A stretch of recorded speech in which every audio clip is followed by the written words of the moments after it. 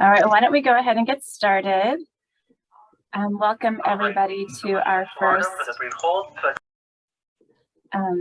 collaborative resource sharing meeting of the year. It's great to see you all. I was just sharing a couple moments ago that it seems like we were all together for our collaborative holiday party just yesterday, but I know it's been a full and very busy month. So it's nice to walk into 2022 with you all together and as a collaborative. And just a reminder that this meeting is available in English and in Spanish. And so you are able to click the interpretation button at the bottom of the screen and click the language that you would like to hear the meeting in. And so the options are English and Spanish today. So if you'd like to hear the meeting in English, you can stay in the main channel or you can click over to Spanish. And Sandra is our interpreter today. So thank you, Sandra, as always, for supporting this effort in this meeting. And just a reminder and again, we are sharing these kind of interpretation learnings at the beginning of each of our resource sharing meetings. So we do ask folks who are speaking to pause between sentences or complete thoughts. So in the main broadcast channel, we can hear everyone except for Sandra, which can get a little tricky at times. Again, join the channel of your language preference. Live transcription is also available in English, so you can click the live transcript button at the bottom of the screen if it's easier for you to read the meeting or to read the meeting as we're talking. That's available to you. And we are, as always, working towards doing small groups in both English and Spanish so we can have bilingual groups. So just a reminder, our collaborative is a program of the Tahoe Truckee Community Foundation, and we are comprised of 46 health, education, and social service organizations who work together to address the fundamental needs of children, families, and all residents in the Tahoe Truckee area. We are asking you all, as we do at every meeting, to complete our demographic form. So we specifically have to track demographics of meeting participants for 2 of our funding sources. So for First 5 Placer County and for First 5 Nevada County. And so if you could click on that link, and we do ask you to be on mute if you're not on mute. But if you could go ahead and click on that.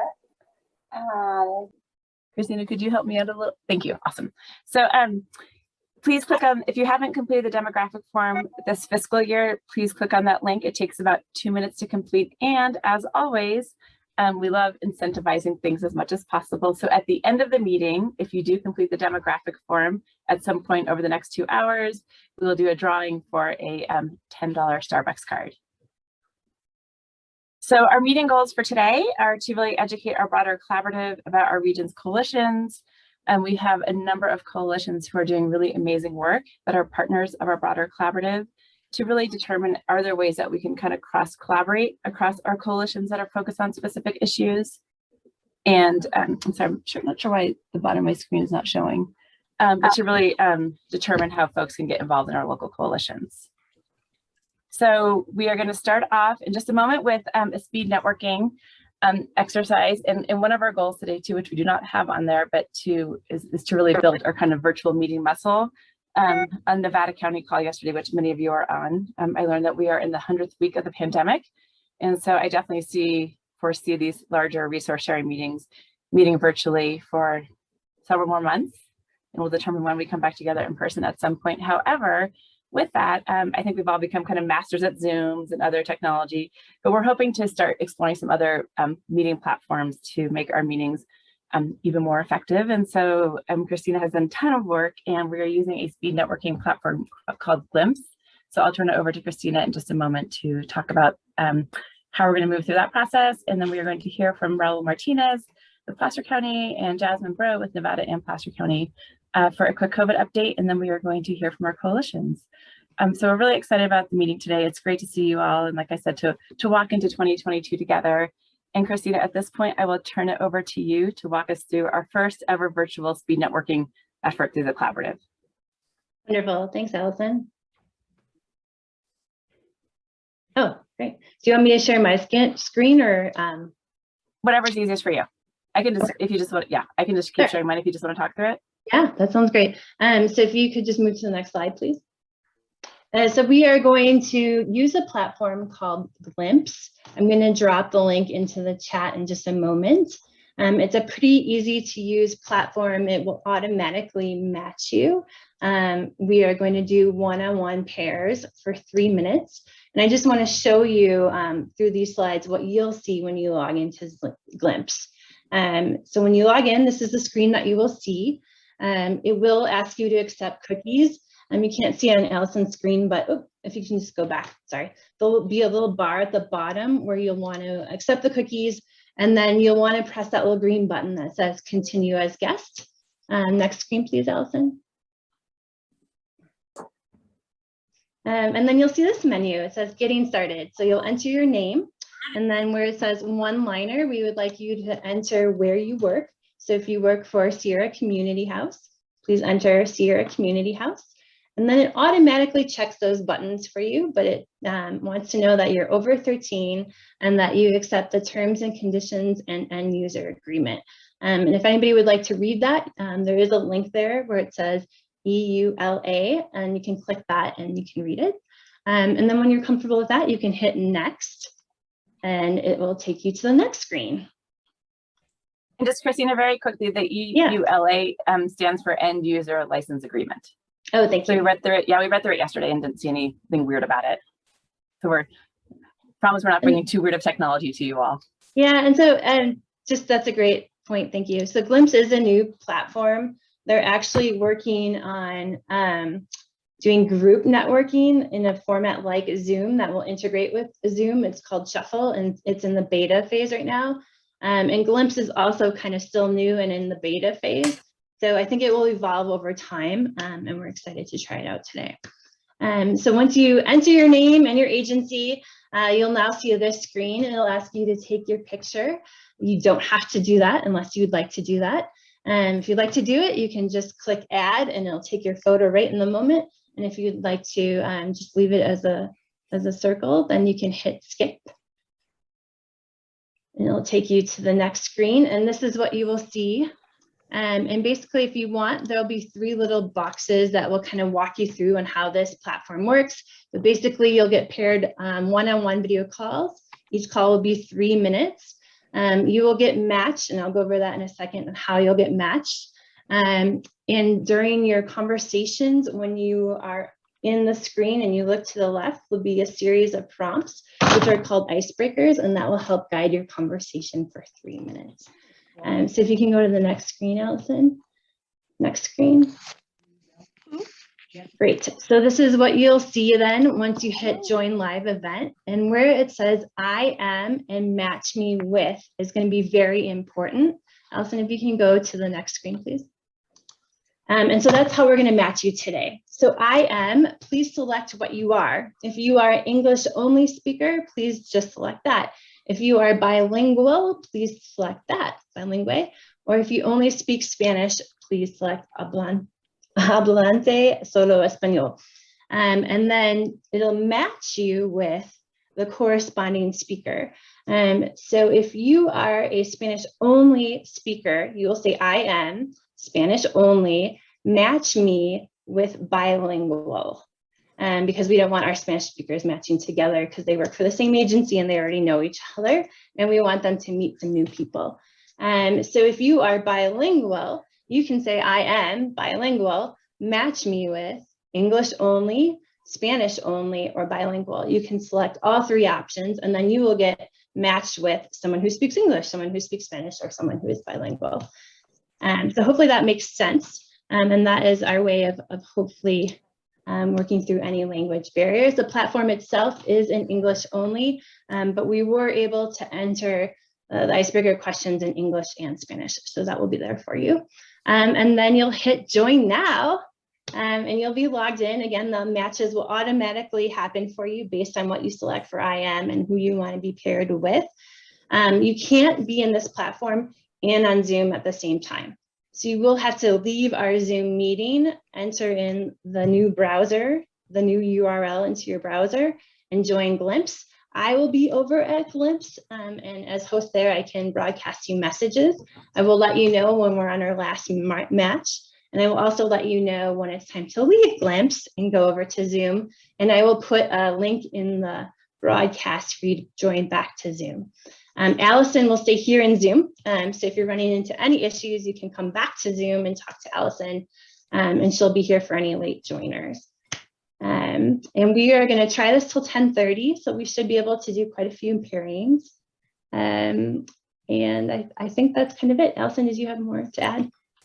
No, the only thing I would very quickly add is like the conversation like prompts are just like their suggestions. So talk about whatever you want to talk about, but they are some good questions. And Christina, again, thank you so much for working on this. Christina tested this out with her family over the holidays. And so it's a new technology for us. So we'll see how it goes. So thanks for all being guinea pigs. And yeah, and then I just want to address the question in the chat. It will work on mobile, but you'll have to download the app. So I tried to do it from my web browser on my mobile phone, and it kept making me go to the app. But it's the same prompt questions, same format. It'll just take you an extra step downloading the app. And the app is called Glimpse. Are there any questions before we head over to our new platform? Okay, well, I just want to really thank you guys for trying this with us. This came up because we have been having conversations with people who don't know everybody with our partners. And so we thought this would be a good opportunity in the new year to help facilitate some of those connections that as we're learning later today, all the work that's being done here, that way people can connect offline and keep the work moving. So I'm going to leave and start Glimpse. Have fun, everyone. Bye. Have fun.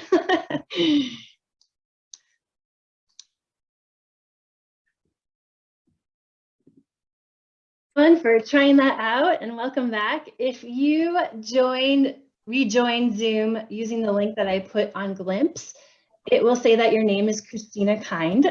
So if you could just change your name, and the way to change that is if you hover over your picture, you should see 3 little dots. Click that, scroll down to rename, and type in your name.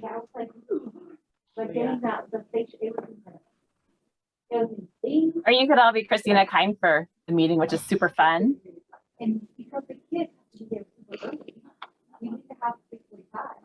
All right, well, I'm looking forward to hearing how it went. Things went fine back in the regular Zoom room. So if you want to share any feedback in the chat box, you can, or we also will drop a link to our meeting evaluation forms towards the end of the meeting so people can fill that out. We really are curious if it works well. And for folks who are not muted, if you could go ahead and mute yourself, that would be really helpful. Okay, so we are just going to keep on rolling. So again, thank you all. I hope you had a chance to talk to some new collaborative partners or some folks you haven't chatted with before, or had a chance to chat with some old friends. And again, we are continuing to work on ways to increase connections among our collaborative partners, agencies, and individuals in this virtual setting. So if anyone has any ideas or thoughts, please let us know. We are open, as always, to feedback and ideas. Okay, so at this point, I am going to welcome Jasmine and Raul to give us a quick update on what's happening with COVID. So Raul, I think we'll start with you. So we have about 10 minutes total for both counties. And maybe, so just a few minutes of remarks, and there may be some questions that we could, folks will have an opportunity to ask us towards the end. So I will turn it over to you, and thanks for joining us, Raul. All right. Well, thanks for having me, and thanks for the invitation. And Happy New Year, everyone. Nice to see all of you here, and some of you on Glimpse. So as far as a COVID update goes, like many other communities in our region and across the state, we're experiencing a growing number of COVID-related cases and a sharp recent rise in hospitalizations. As of yesterday, there were about 120 confirmed cases of COVID in Placer's 3 hospitals. So that represents a doubling since December 23rd. We also understand that there are less than 5 confirmed cases at the Tahoe Forest Hospital, but perhaps Jasmine can check me on those figures. And based on these developments, public health is urging all residents to use high-quality medical masks while in all indoor settings to protect against Omicron and Delta. I hope I'm pronouncing Omicron correctly. I'm not sure if I am, because they're so infectious. And if Jasmine, I think if we, yeah, thank you. This is also the same, basically the same advisory as we issued back on August 25th. That has actually not gone away when we issued a health warning at that time. And while many have actually used cloth masks and neck gaiters throughout the pandemic, these are proving to provide less protection against COVID-19. So instead, we're advising folks to upgrade to higher quality medical masks. So that preferably is a KN94, a KN95, or N95s, the last of which offers the most protection against aerosols.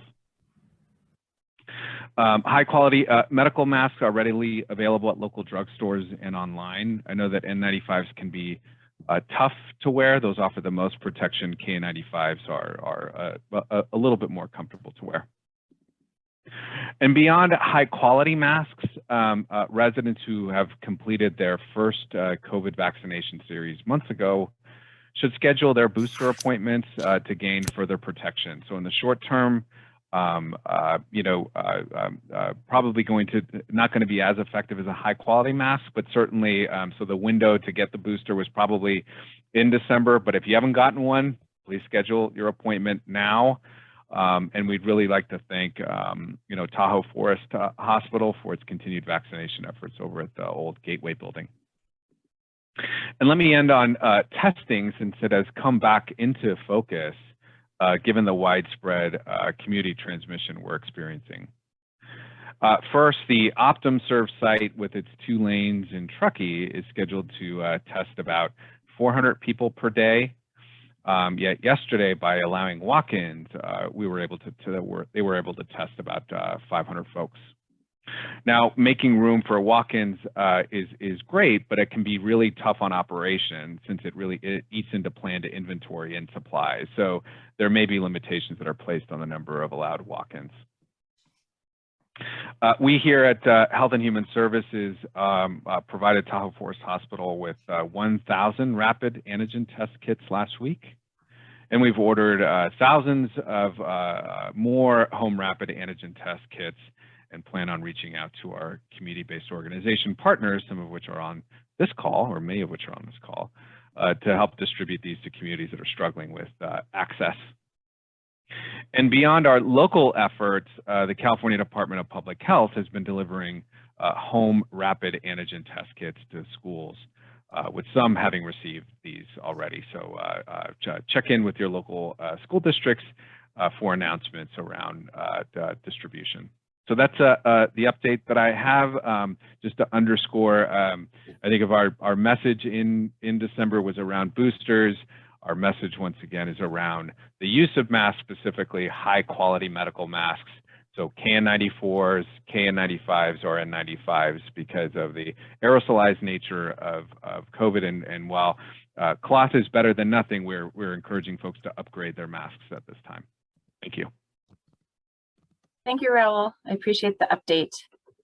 All right, Jasmine, I'll turn it over to you. For the booster vaccine appointments, my turn, and then also the Truckee Public Health Clinic with Nevada County is doing boosters for community members. We have a clinic scheduled once a week, so anyone can call that the office directly and request an appointment and state if you have a preference for a vaccine booster, whatever dosage you want. And then the My Turn, continuing to check regularly. I was on there yesterday. There was appointments for Friday. So if you go on, you don't see appointments, try again the next day.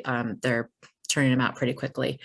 And then there's some changes and different guidance that was released by the CDC and the CDPH about isolation and quarantine. Some of the messages have been a little conflicting, but I'll drop the link in the chat for the most kind of current isolation quarantine guidance for the general public. And then also if you are considered a healthcare provider, if you're a behavioral health clinic setting, but they have a nice little tree where you can look, I'm boosted, I was exposed, I don't have symptoms, I should test on this day, and of course, talk with your employer as well. But thank you, Devin. But so very helpful. I used that little cheat sheet yesterday for triaging a situation. And then on the rapid test that Raul talked about, so the state is giving counties rapid tests to give out to the community. This is meant to address the equity gaps because a lot of the isolation and quarantine guidance is based on being able to test, and often people with more money and more resources have access to be able to purchase a home test to be able to do that very quickly versus the kind of income disparities that we have seen throughout COVID. You know, lower income households may not have access to that same resource. So through the Nevada County Clinic, we gave out, in Truckee, we gave out 100 kits to patients over the holidays that were coming through our clinic that had either come in for their COVID vaccine or were a reproductive health client, so that they could test in preparation for the holidays with large family gatherings. We anticipate that we'll get some more tests as well and continue to be able to offer that to the community. The amount of tests that we're getting from the state is not adequate to meet the disparities and the gaps, but it's something. And I think that it's making a difference for the community members that are able to get the testing. And then the Omicron, I can't even say it, Omicron cases in Nevada County, it's still very much Delta. We do have 2 reported cases of Omicron. There likely is more, but those are the lab test results. And then community members who've tested positive and need help with resources, they're having trouble isolating at home because they don't have access to food or family support, they should call 211 for Placer and Nevada County, and they will be screened and referred to additional resources. And then if there's extra support that's needed, we'll be linked with the county so that we can troubleshoot and keep people safe while they're isolating and quarantining. And that's it. Thank you, Jasmine. Does anybody have any so actually, I see one question in the chat box. Are there any upgraded masks available for distribution to alleviate that access disparity too? I don't know of anything that Nevada County is doing. Raul, do you have any updates for Placer? Yeah, no recent updates. You'll recall that it's sort of early on in the pandemic, masks were in short supply. These are now sort of much more readily available, much more so than test kits, unfortunately, at local drugstores. But for many months, probably for most of the pandemic, we've actually had community-based partners, including Sarah Community House, that have actually handed those out to the community. Those are now more readily available at local stores, so folks should be able to find those K94, K95, or N95 masks online or at the store. Okay, and then if there is any possibility to distribute them either through the counties or through community-based organizations, we can share that information with the broader collaborative as well.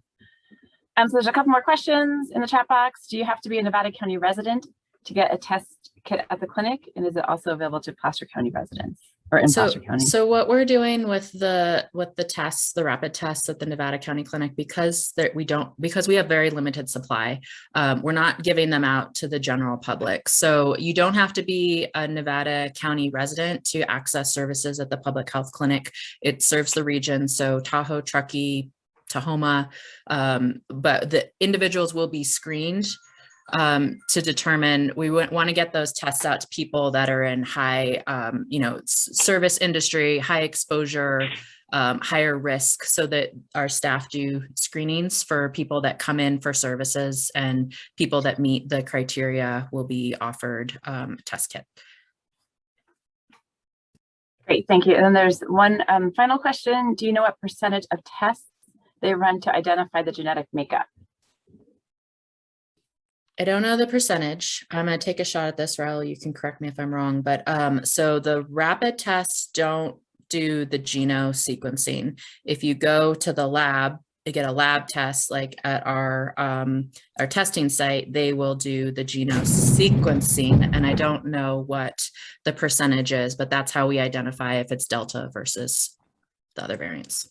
Yeah, that's right. So for those that that have a positive antigen test, the recommendation is to go ahead and get a PCR test as a confirmatory. And Jasmine's exactly right. So a sample of those are then sequenced genomically to look at whether or not they're Delta, Omicron, or another variant. But that's a small sample. I expect that in the coming weeks and the months ahead, most of the variants, the cases that will be sequenced will turn out to be Omicron. So we still have Delta and Omicron circulating, and at some point, Omicron will surpass Delta in all likelihood, and that'll be reflected in the genomic sequencing results that CDPH puts out from time to time. Great, thank you, Raul and Jasmine.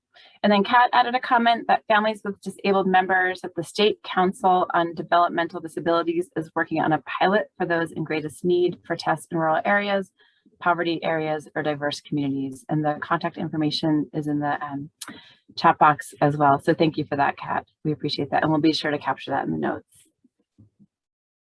Okay, Raul and Jasmine, well, thank you so much for the quick updates. We were hoping we weren't going to have more COVID updates at our meetings, but we appreciate your availability and your succinct updates. And please keep us posted as dynamics change. And again, if there are masks that are available for distribution or anything else that you would like us to push out to the broader collaborative. So thank you very much.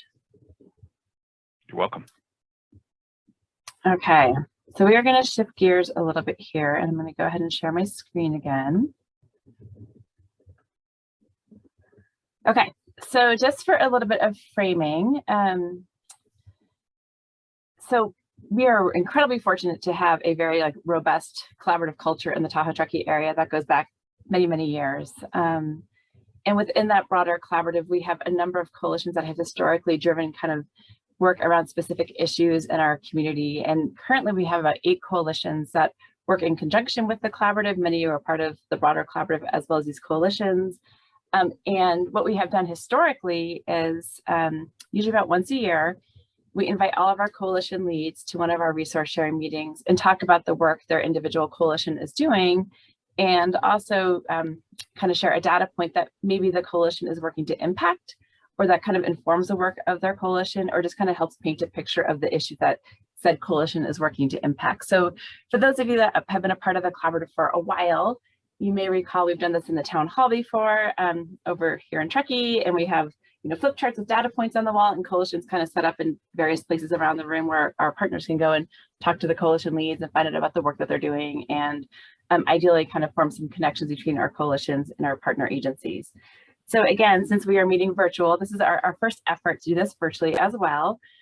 So we've invited all of our coalitions to share just a few brief minutes, maybe 3 or 4 minutes for you each, and then one data point that helps, again, kind of inform the work that they're doing as a coalition. So I will say that our coalition leads, thank you very much. We know this is a heavy lift coming right back from vacation. I know many folks are out of the office for at least the last week, if not the last 2, for our school folks. And so we appreciate you being here. We appreciate you pulling together information. And we also recognize it's incredibly busy within the schools, the hospitals, within all of your organizations coming back and seeing such a spike in COVID. So we appreciate you being here. And so the format for today is, again, I'm going to invite our coalition leads to share.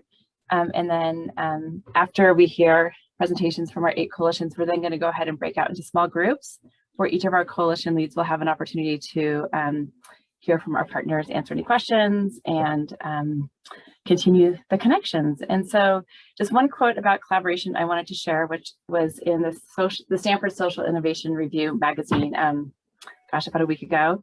It's kind of long, but I will do my best to read it relatively quickly.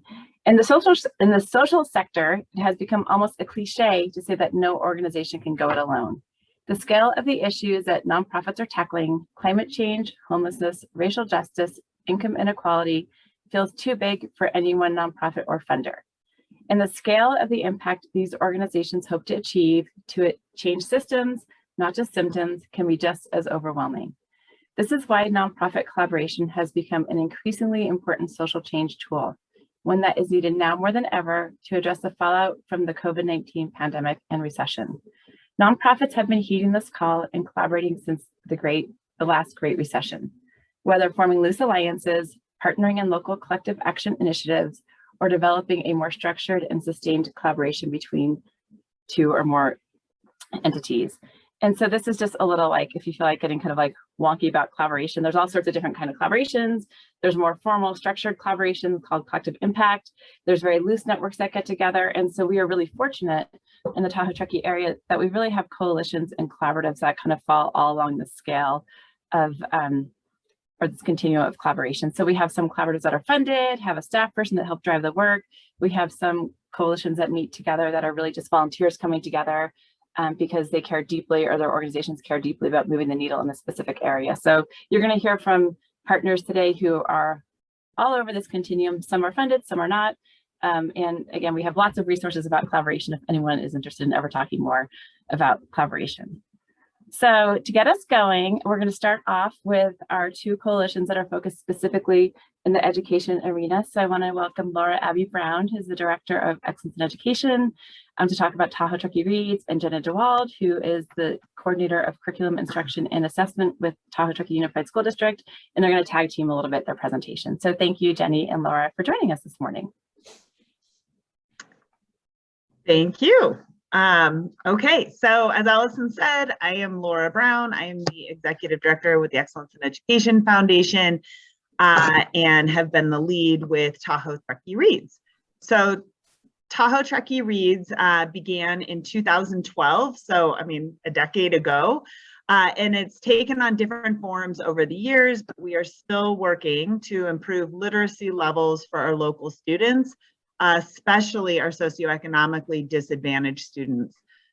We've long talked about the academic achievement gaps in our school district, and Tahoe Truckee Reads is focused on helping to address that. Tahoe Truckee Reads was established as a community literacy campaign, and it's our effort, it's our local effort, which is connected to a larger national campaign, the Campaign for Grade Level Reading. And it has a goal of increasing third grade reading proficiency.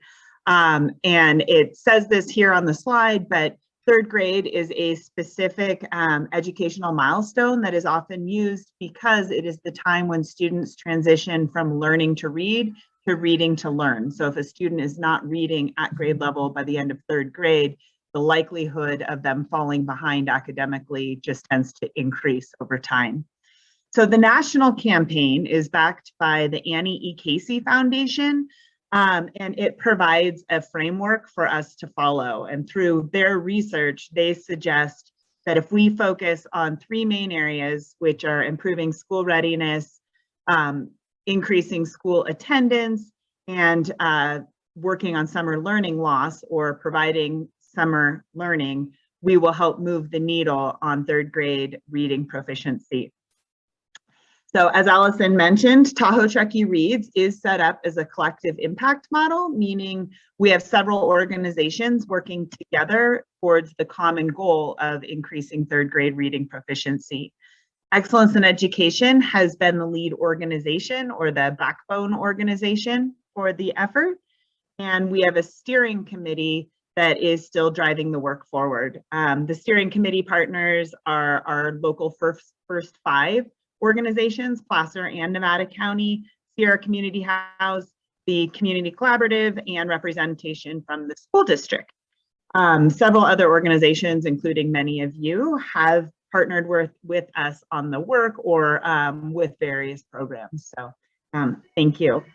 Currently, Tahoe Truckee Reads is supported by Excellence in Education, some grants, and individual donations. And really getting to the why of our work is because we know the importance of a literate community and the opportunities that that can create. And as a matter of fact, third grade reading proficiency is often used as an indicator for high school, projecting high school dropout rates, teen pregnancy, and even incarceration rates. And we know that our socioeconomically disadvantaged students are at a higher risk of not reading at grade level by third grade. And data from the National Campaign for Grade Level Reading tells us that only 20% of low-income students nationally are reading proficiently by the end of third grade. So while our local data is a little better than the national averages, and we have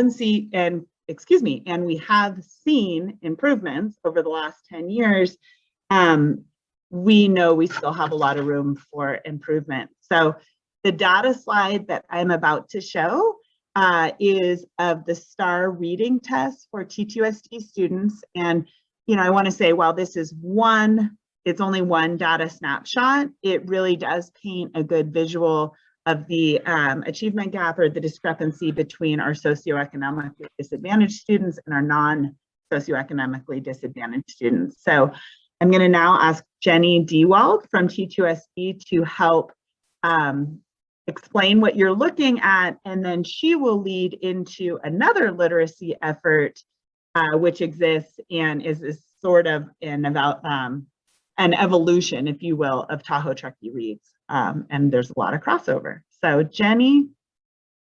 Thank you, Laura. Thank you, Allison. My name is Jenny DeWald, and I'm the coordinator for instruction, curriculum, and assessment at in the school district. And what you're looking at is a common district assessment that takes place at all of our 10 school sites. And so when you look at the graph on the far left, we are looking at students into two categories. How are our socioeconomically disadvantaged students presenting by grade level? And how are our non-socioeconomically disadvantaged students responding by grade level? There are two data points. So if you start, it's second grade and there's this term BOY underneath it, and then it will say second grade MOY. This is a screening test that we give. Its purpose is to identify which students are on track to be grade level readers, which students are on track to be proficient on our state exams in May. And that's the purpose of this screening assessment. So we give it BOY as beginning of the year. It's as students enter the school year, we immediately give it right away. It's also a way to monitor summer loss. Middle of the year, it's given in November in our our first through eighth grades. And high school will take it in January as their middle of the year. So this is a comparison of data points looking at for second grade through eighth from September to November. And you can see just in that short period of approximately about 8 weeks of school, the response of our students and the improvement in how they were screened for their grade level reading. Does anyone have any questions about this data point? Jenny, do you want to quickly share what the different levels mean, what the blue as opposed to the red? Absolutely, thank you. So when we look at all of our data, what comes out of this star mirrors exactly what we look at on our CASP exams, specifically what's SBAC, where we monitor students in English language arts, and we monitor students in math, and then there's certain grades, 5th, 8th, and 11th, that we monitor science at the state level. So the 4 levels on this STAR exam mirror the 4 levels on those state exams from May. So when we look at the blue, that would be someone who's exceeding, who is beyond the standards. Someone in the green is considered proficient, right where you are to be at grade level. Someone in the yellow is considered approaching. And someone in the red is that far behind, what we would have termed well before or far below basic. So those are those 4 criteria. And we are striving for that green. Blue is fantastic, but we are striving for that green. That means that student is meeting standards in that area of learning for their grade level. So Jenny, for the sake of time, we're going to have to table questions for the small groups. Okay. So just a reminder for presenters and participants, after we hear from each of the coalitions, people will have an opportunity to join you and Laura in a small group to talk about this education data and any other questions they have or any reflections. So if you wouldn't mind, just for the sake of time, moving on to the LIT coalition, that would be super helpful. And so I'm actually going to stop sharing my screen because on my screen, the bottom of the slides is getting cut off and I can't quite figure out why. And then Christina will start sharing her screen. Okay. Thank you. I will wait for Christina.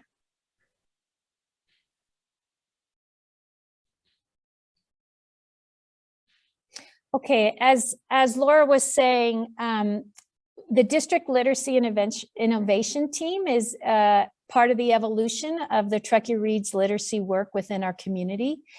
It began in 2018. Valerie Simpson is the executive director. of Educational Services, and her work with Sydney Dion, who was in my current position and has retired. The two of them were challenged and or provided the opportunity from the Cal Foundation to look at the literacy work they were doing within the district, and they were tasked with that opportunity to scale that work. How can you expand the work you're doing within the district beyond bringing in community members and looking at our socioeconomically disadvantaged students from birth through 12th grade? So the movement enabled us to look at not just who's arriving in kindergarten, but how can we work with community members? How can we strengthen what we do with our community members in order to reach the needs of our socioeconomically disadvantaged families so that we can improve the learning outcomes for those students? So again, the work started back in 2018. You can see our key partners there. What makes this work unique is Cindy Maciel's fantastic work in our district in early education. Now she is connected more with what becomes that K through 12 piece. So that communication is open. Cindy is part of our group, Laura and Allison as well. Our team is divided into 3 different groups, one being our vision and expectations for this team's work. Our second one is educator capacity. We have the principal and some site teachers from Truckee High School, from Alder Creek Middle School, and from Truckee Elementary. So the work has begun on this side, and the intent is to extend this work within our district beyond just those 3 school sites. And then our third team is our family and community partnerships. One of the fantastic components of this literacy innovation team is having access to our community partners. We currently, through the pandemic, we have community liaisons throughout our district who are outstanding in their connection to our bilingual families. When we look at our socioeconomically disadvantaged students, it's about 42% of our students in the district. Of those students, the majority of them are Spanish speaking. And so our community liaisons are incredible resources for connecting the needs of the families. The trust and relationships are there, and connecting those people with the right resources in the community and understanding what needs to shift in the community to meet those families' needs. So this team has served as a solid, trustworthy place for our district and our community to broaden our outreach with our focus on literacy for our socioeconomically disadvantaged families. And our data point. Our data point is to hold up who is college and career ready. And so this is another indicator we look at. The state sets, there's eight ways to qualify as a prepared student for college and career after high school. And you can see that discrepancy from our all to our Hispanic, our white, our socioeconomically disadvantaged, students with disabilities, and our English learners. The approaching category in orange, it has 5 criteria for a student to meet that approaching category. So in our literacy work, we are looking at this data, and as you can see, with 39% of our SED students prepared for college and career, we have our work cut out for us in addressing the needs of each of those students. Great, thank you, Jenny, and thank you, Laura, for the overview of the good work that both Tahoe, Truckee, Reads, and Lit are doing. And again, so if you have questions or want to reflect more on the data with Jenny and Laura, when we go into small group breakouts, you can join kind of the education data small group. So we're going to transition over to kind of our behavioral health and wellness group, which includes our Child Abuse Prevention Council, our Youth Wellness Coalition, our Suicide Prevention Coalition, as well as kind of the new iteration of Forward. So at this point, I will turn it over, I believe, to Cindy Maciel to talk about the Child Abuse Prevention Council. And just a reminder, we have 5 minutes total for the quick overview, as well as the data point. Good morning, everybody. I'm Cindy Maciel. I'm the former chair of the Child Abuse Prevention Council. I've sat on the chair or on the on the council for the last 20 years. Before it was the Community for Kids, it was the Children's Network way back when. And it was actually the organization before I'm sorry, I'm having like brain overload. Before the Tahoe Truckee Community Foundation, not foundation. Allison, your group. The collaborative. So it was the Thank Children's you. Collaborative. I'm Yes, sorry, before I we were was with Community toddlers all morning, so I'm like, my brain is like around hamster noises and what noises do parakeets make. So anyway, that's where where this all started. And so we're literally your group that is made up of community organizations and parents and consumers, and we represent the child abuse prevention in our Tahoe Truckee Basin. And so we work with different organizations. I'll use the Kids Zone as an example of helping fund different projects for them and for the community house. And so we do little mini grants. We're an organization that has maybe, I think we were talking about yesterday, like $15,000 to give out to different projects within our community organizations to help prevent child abuse. So some of our efforts have been the ongoing purple crying, period of purple crying that we use within the hospital and within our organizations to educate families on basically the shaken baby model. And so it's to teach parents and support parents that there is this period of purple crying and that all children, all babies go through it, and how to help parents cope during that time. And we're all giving the same messaging. So that's one of the projects that we've taken on for several years now. We also did this last year during COVID, we did a life jacket campaign within our community. And I want to thank Beatrice for that. She hooked up with the greater Sacramento region, and we gave out life jackets to families in our communities. And we also we have ongoing efforts. We have our stickers and bookmarks, and we fund our coordinator, who really, that position really brings opportunity and works with our regional CAPCs down the hill, and then the larger Northern California chapter as well. I think that's public awareness outreach. We do our annual child development conference, which we're in the stages of looking at how to implement during COVID, virtually, and then hopefully in person at some point in time. And then we also, an offshoot of our group is the Tahoe Truckee Perinatal Outreach Team, known as TPOT.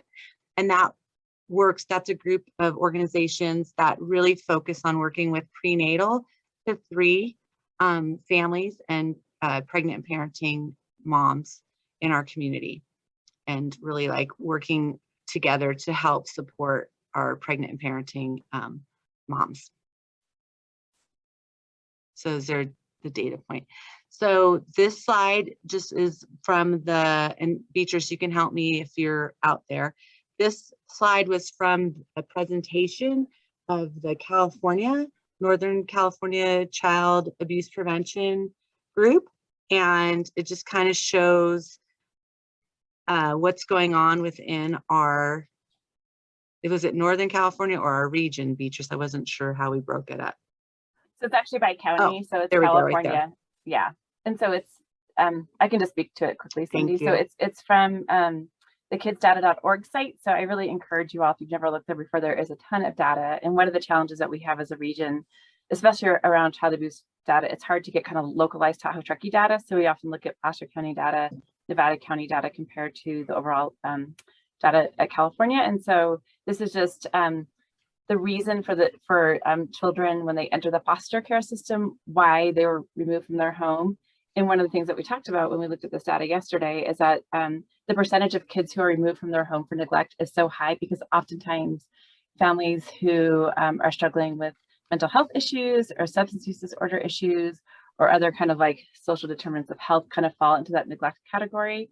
And so for me, it really speaks to all the good work our partners are doing around the protective factors and to really focus on supporting parents around substance use disorder, mental health issues, and other issues. So again, just a quick data snapshot that will be available to you all after as well. So thank you, And- Cindy. Well, and then I just wanted to point out too, I forgot to mention that we do mandated reporter training for our community. So if anybody needs support with that, especially now during a pandemic, how do you reach out and do mandated reporter training? There's lots of different supports through the state. And then we also work within our county CPS programs to link services and to really be that like link for the people and the work. So thanks everybody. Thank you, Cindy. All right, we are going to move on. So the next coalition that we are going to hear from is our Youth Wellness Partnership. So Kim Bradley, I will turn it over to you.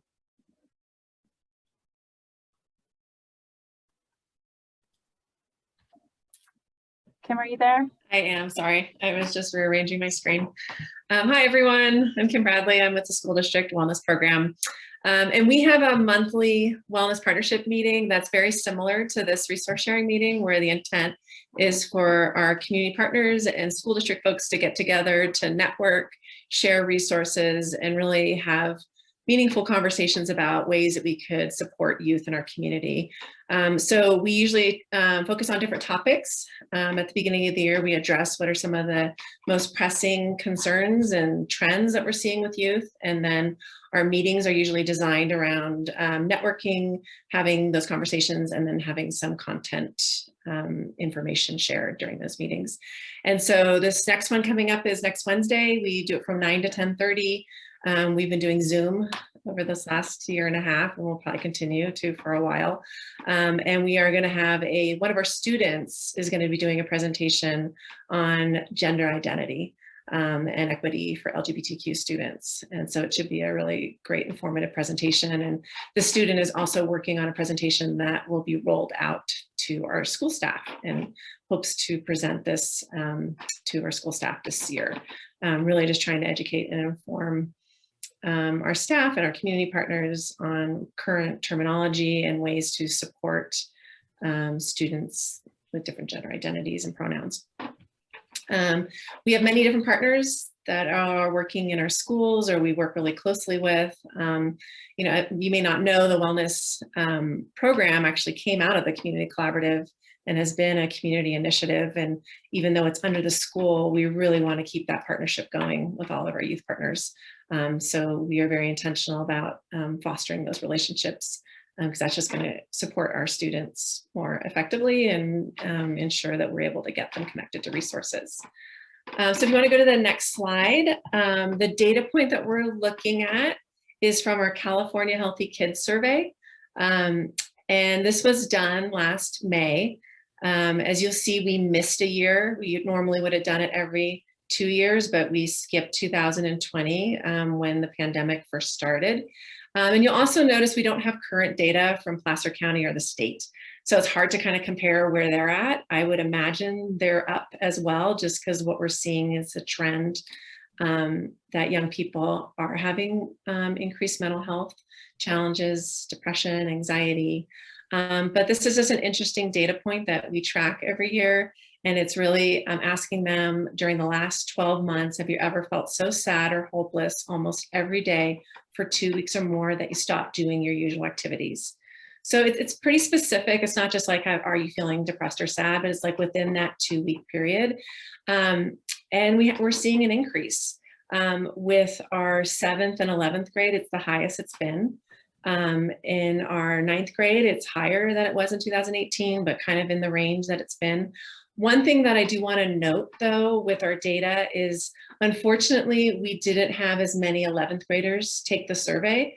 And so we have less than 60% of student responses. So we're not really seeing the 11th grade as valid, because you might just be getting a cohort of students that took it that are feeling depressed or showed up at school that day or were online. And so just to kind of take that into account. But I think it's an interesting data point. And it really informs the work we do as our wellness program and with our wellness partnership. We are all trying to create more resources. And when we look at our other data points of students feeling safe at school, connectedness to school, those are actually been trending in a positive way, but this is one that I think is really reflective of where we're at right now and what students are going through and the need for more resources and mental health supports for our youth. And then the next slide is a really interesting data point. And I'm so glad that Christina and Allison pointed this out because I hadn't looked at this one until now. But this really shows our demographic breakdown of students that responded that they had been either pretty true or very much true in this category. And you will see we do have a higher percentage of our Hispanic or Latinx students that responded, and 73% of our non-traditional students, which would mean Sierra High, because it's our continuation school. We don't have other continuation schools taking the CHICS survey. So that's also an interesting data point to look at that we can dive into a little bit more when we do our small group. Thanks. Thank you, Kim. Okay, I am going to now turn it over to Danielle Mills, who is our Suicide Prevention Coalition Coordinator. So welcome, Danielle, to talk about work we're doing around suicide prevention. Thank you. So yes, I am the Suicide Prevention Coordinator for Sierra Community House. And the Tahoe Truckee Suicide Prevention Coalition is actually housed within the Sierra Community House. So that's the lead agency for our organization. We were founded in 2013. That was in response to a number of local youth suicides that was very concerning to the community. Our goal is essentially to provide education and outreach to our community. So through trainings, community events, presentations, things like that. We do a number of different projects, but one that we are working on right now is partnering with the school district to incorporate age-appropriate suicide prevention education in schools. So with elementary schoolers, for instance, more like social emotional learning, identifying emotions, who to talk to, that sort of thing. We have a lot of partnerships, but our key partnerships are the Tahoe Truckee Unified School District, Nevada Placer County Mental Health, Tahoe Forest Health Systems, and Sierra College. We are funded through Placer Nevada County Mental Services Health Act, the Katz Amsterdam Foundation, and the Truckee Tahoe Community Foundation. One question I get asked a lot is how people can get involved with the Suicide Prevention Coalition. And so one thing I tell people first is take some sort of suicide prevention training, just so that you can be a more well-aware and informed community member. So we do trainings like Know the Signs and QPR all the time, and you can request for us to do those trainings for your organization at no cost to you. Another thing that I say is attend events that local organizations in your areas are putting on. So for us, that would be like through Sierra Community House, through the coalition, or through Close to Home, which is an effort through Sierra Community House that focuses on domestic violence education. And then really we view suicide prevention as a holistic issue. So if someone has a warm, safe place to live, if they have enough food, if they have, community resources, if they have help getting a job or transportation, things like that, they're much less likely to consider suicide. And so even volunteering your time with things like our food distribution or our family advocacy program, you are contributing to suicide prevention efforts in our area. So that those are the biggest ways that you can really help. And then for our data point, I am actually going to pass it off to Jasmine.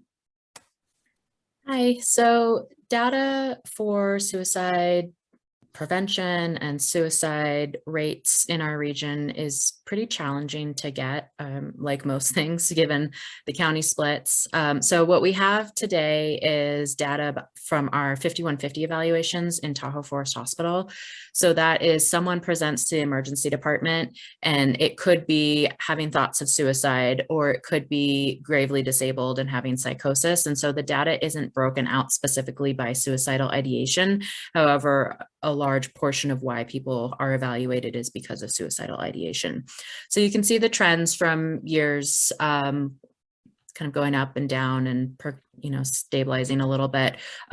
So the blue one is the total number of evaluations. So in 2020, we had 169 total evaluations. Of those evaluations, 111 were put on an actual 5150 hold.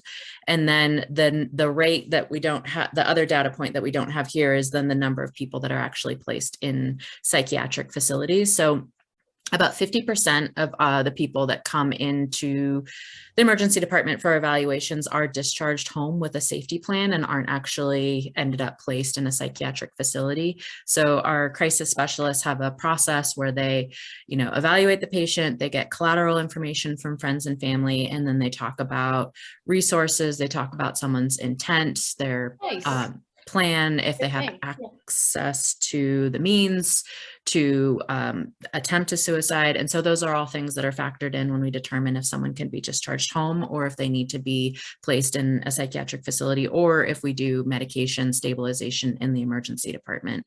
Other data points that are available that aren't here are we have a relationship with the Nevada County Coroner's Office. And so when there is a death by suicide, they will alert a core team with Nevada County, and then we can coordinate a post-vention response.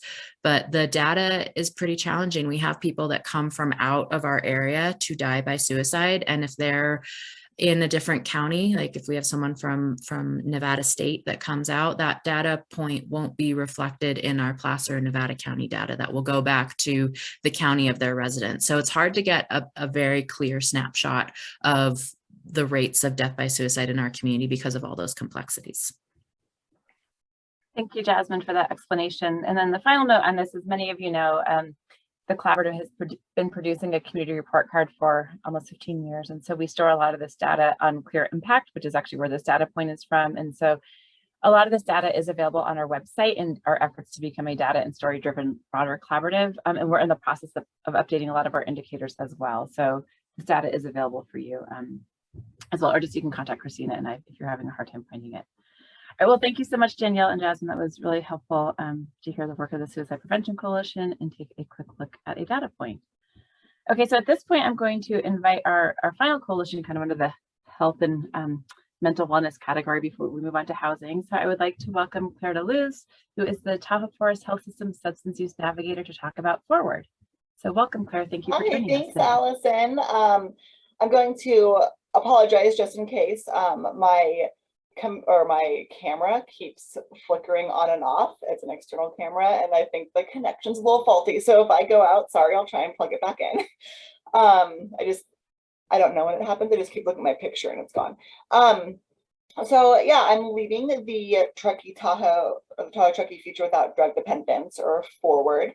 It's been a coalition here since about 2010. And for the first 10 years, it was funded and led by Placer County. River has done an amazing job. They and Devin have done an amazing job to provide our community with such amazing programs. And I've kind of taken over in the past couple months as their grant funding has ended.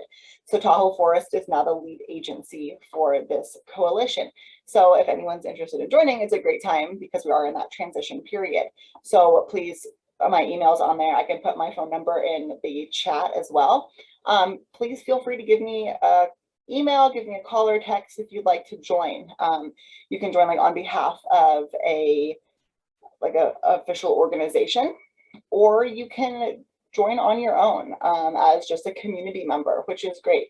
We welcome all forms, whether it's a formal representation or a community member who wants to be involved in decreasing substance use in our community. We look at substance use as a holistic approach. It's a mental disease, so we want to not just treat the symptom of substance use, but kind of treat the entire person and use that approach during prevention. We partner with the schools, with the hospital, obviously, where I'm located, so I have more of that medical aspect, but we aim to reach all community members, whether we meet them in the hospital or not, and we meet them where they are, not necessarily physically, but where they are in their journey towards whether that's complete sobriety for them or whether that's harm reduction. And we want to increase access to education, to care, to harm reduction supplies, and decrease all the barriers that we have in our community. Being so rural, there are limited access to resources and harm reduction. A lot of what we do, we try to respect anonymity and eliminate stigma when people have questions about substance use and want to learn more about safety or how to help a friend or family member who might be struggling with substance use. Can you go ahead and go to the next slide? So our data points come from community health needs assessments, just to kind of show how needed this coalition is in our community.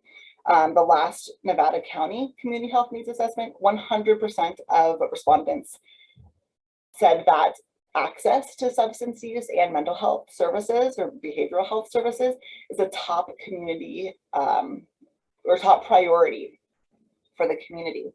Nevada County specifically has more drug emergency department visits and drug-related deaths than the state.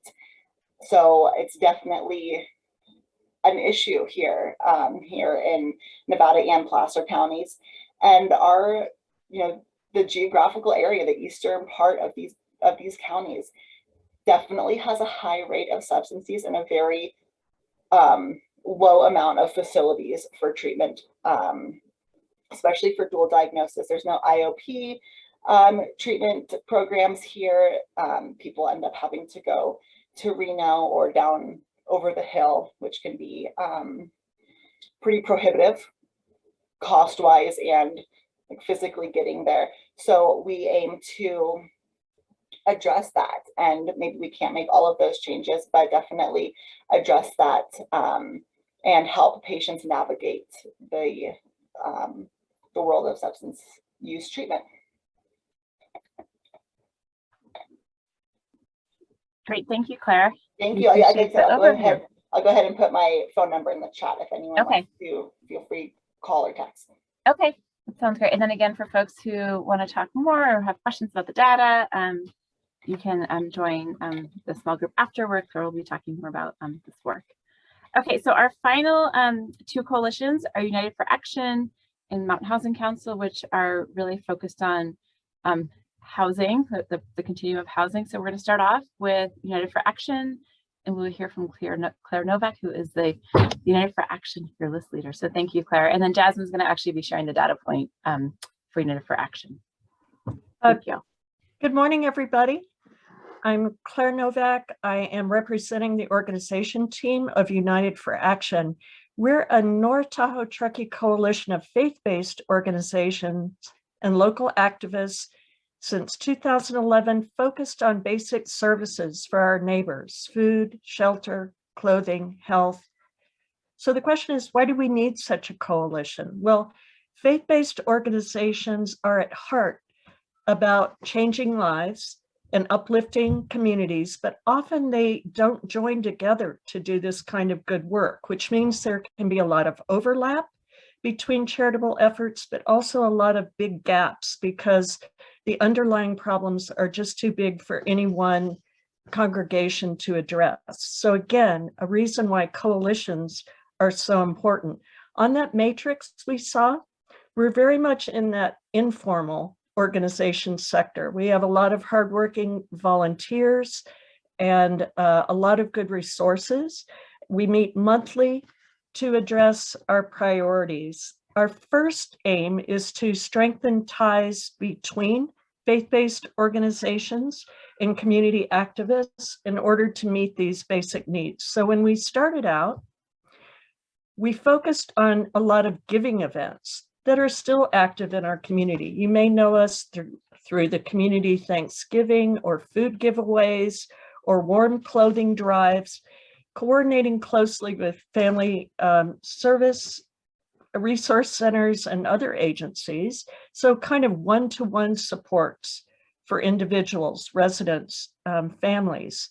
Over time, as our ties strengthened, and as we strengthened with other community partners, we started to look more, as we said before, at systems, not just symptoms, of some of the community issues we were addressing, working and deepening our partnerships with other agencies, leading to the formation of the Emergency Warming Center, which was one of our,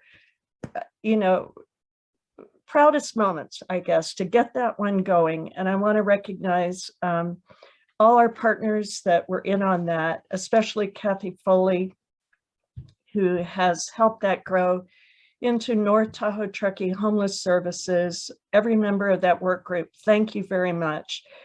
It pointed us as United for Action into a direction of looking at the whole changing landscape of services around us in 2019. And our members told us in surveys that they wanted to focus on the issue of homelessness and of housing. Of course, that issue has only become more acute in the intervening years. So we've evolved to form teams to address this big issue. How are we doing it? Well, we're not going it alone. Again, we want to follow the vision and strategy of our partners like Mountain Housing Council, North Tahoe Truckee Homeless Services, all the county plans, and to see where we uniquely fit in. We want to do education to help educate through data-based and storytelling presentations and media stories. We want to promote and unlock more housing by educating residents how they can be part of the solution. We have a team focused on advocacy because we want to help people know when to show up, when to speak out, when to write letters and influence their neighbors when decisions are being made. And we want to have an action team to donate money to people who are on the edge, and also to participate in actions that help bring more resources in, like the point in time count that's coming up in January that helps us track who is unsheltered, who is undersheltered, and how can we, based on a count like that, bring more resources in. So we as United for Action want to be the arm in the community to help all our residents who've been here a long time or a short time know how they can uplift their neighbors, because that's the basis of everything here, love your neighbor. So I'm going to ask Allison to shed some light on that point in time count that's going to be coming up in January. I know we all want to help that, Jasmine. So here's the data we want to gather. And I'm going to ask my dear friend and colleague, Jasmine, to share it. Thank you for this time. I was actually having anxiety dreams about the point in time count for this year. It just feels like such a big, important project. And it just is such a challenge, as you know, we've talked about data points in the past. So here's the numbers that we have for our historical point in time count. So the top line that reads 36, 43, 44, those are our regional homeless numbers. Well, I say regional in Placer, Nevada County numbers. So then the numbers are broken out below based on county. And so historically, we've been really good at counting our individuals that are experiencing homelessness, that are long-term chronically homeless individuals that are engaged in services. These are people that have been experiencing homelessness in our region for many, many years and were long-term locals prior to becoming homeless. We haven't been great at, well, the question mark is, you know, we believe that there are more people that are experiencing homelessness that are a part of our local workforce that are sleeping in their cars and their vehicles that may not be entering in to engage in our services. And so we haven't been able to capture those people in our historical point in time count. So this year we're talking with our local business owners with Sierra Business Council and hopes to engage the ski resorts more, because we do believe that there are a number of individuals experiencing homelessness that may not be counted in this data point. But the good news is that, in between this last year, 2021, we were able, North Tahoe Truckee Homeless Services were able to house 24 individuals in the new housing developments that had opened up through Coldstream Commons and the Artist Lofts and a few private landlords. And so the anticipation is that our total regional number of 44 will go down slightly. However, if we are really good at capturing or counting new individuals, that number may appear to look the same. So we'll see what happens, and that's the data point. Thanks so much, Jasmine. I appreciate it. Okay, and so to bring us home, I'm going to welcome Tara. Tara is my coworker at the Community Foundation and the lead on the Mountain Housing Council. So thank you so much for joining us today, Tara. Great. Thanks, Allison. Can you hear me okay? Yep. Great. Sure can. All right. Good morning, everyone. As Allison said, my name is Tara Zuardo. I'm the Program Director of Mountain Housing Council. I'm one of 2 staffers for the council alongside Christina Kind, who, as you know, also works within CCTT. Thanks to her skills, she helps us run both of these programs. The Mountain Housing Council of Tahoe Truckee is a collaborative effort formed in 2017 by the Tahoe Truckee Community Foundation. And we cover Eastern Nevada and Placer counties, as well as the town of Truckee. The council was formed to essentially bring all of the parties involved who are involved in housing, affected by housing in the North Tahoe Truckee region to the table in order to kind of identify priorities and help create solutions to our regional housing issues, as well as figuring out ways to help house our local workforce and our community members.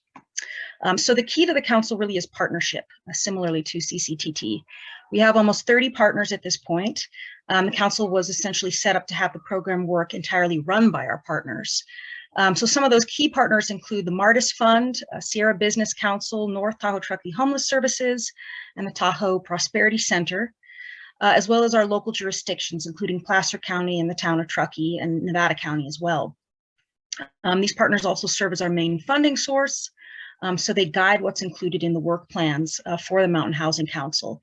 And this includes the regular data collection on the housing crisis in our region, which as of now will be gathered every year in order to keep up with the rapid changes coming along with our economy, as well as COVID and what it's doing to our housing crisis. Probably the most important data points taken away from this year's assessment that inform our work involve those areas that had the highest numbers in terms of need in our region, housing need. So as Christina's put up, that shows the income levels that indicated the highest need for housing. That includes the 30 to 60% area median income, and I'll explain what that is in just a minute, as well as the 80 to 120% area median income. So the 30 to 60% AMI, as we call it, is not new, but the 80 to 120%, that is kind of the first time that the housing needs assessment has shown a need in that higher range category. And these folks, these groups are the most in need of housing in our region right now. Another important data point that served as an indicator of what type of housing is most needed, which is for 1 and 2 bedroom units, which is perhaps no surprise to folks. So I use this term AMI. What does that mean? It's a tricky term. It stands for area median income, or the midpoint of a region's income distribution, meaning that half of the households in a region earn more than the median and half earn less than the median. So for example, in Nevada County, a family of 4 earning around $92,000 represents 100% of area median income. So that bridge is kind of a helpful way for you to see just kind of what we're talking about in terms of the different sections of our income levels and housing, and kind of how that needle is moving as we need more and more housing, as more and more people are unable to get housing. That needle kind of keeps moving into the higher income categories. What might have started out within the 30 to 60% area median income has now grown to basically 245% area median income, which is, you know, the uppermost that we have found that is still in need of housing. So equity issues I know are really important to this group, and they are an integral part of our work at the council. There's no question that homeownership is not equitably accessible, even with higher education and a stable job, both at the national and regional levels. The crisis has persisted for decades and continues to be exacerbated by limited resources. The most obvious way that we help work on the equity issue is by working on affordable housing issues and bringing it to the region, bringing more affordable housing to the region and helping our partners do that. As you know, it's a multidimensional issue affecting individuals across socioeconomic backgrounds, yet Black, Indigenous, and people of color are disproportionately impacted at higher rates. So one way that we can help on this issue is through the Housing Solutions Fund. This was set up as part of the Community Foundation, and it directly supports the construction and preservation of affordable homes for people with the lowest incomes. Our partners also work on many eviction and related issues, for example, supporting the eviction moratoriums during COVID and beyond, supporting local municipalities' authority to pass stronger eviction and debt protection, and using the CARES Act funds to help reimburse landlords and incentivize them as well.